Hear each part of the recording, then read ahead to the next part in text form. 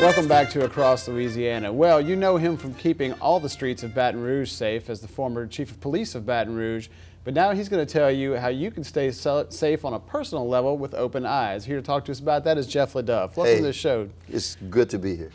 I like the sound of it already. It's an exciting new program. Tell me a little bit about Open Eyes. Open Eyes is a program. It's a safety training program that we offer individual and businesses. And what it does is give you tools that you need to stay safe as you move in and out, work, play, live in city settings like we have in the greater Baton Rouge area. How did the idea for this come to be? Well, you know, actually I give credit to my son. But I've been doing these programs as a police officer and as chief of police for a very long time. It originated back, I was asked to put a program together for a local business here in Baton Rouge, and we did. And it really came to notoriety doing the hunt for the serial killer. We were doing these programs all over Baton Rouge that gave people tools to stay safe and to try and avoid contact with strangers during that time. So after I retired, my son came to me and said, I have a great idea. Let's do this. So he kind of wrote the business model, and we've taken those experiences, those trainings, and the things that we had done previously, and we put them in a nice little bundle that serve the women and businesses of our community well.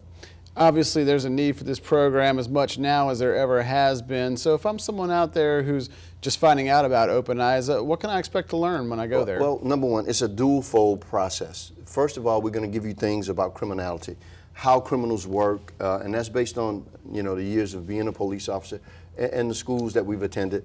We're going to tell you what you can do to stay safe while you're at work, while you're playing in the city that you live, and while you're working.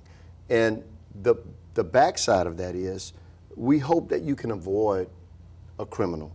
And our theory is only 10% of the people in the world cause problems. So we call them the 10%ers. If you see a 10%er before he sees you, you can avoid being the victim of a crime.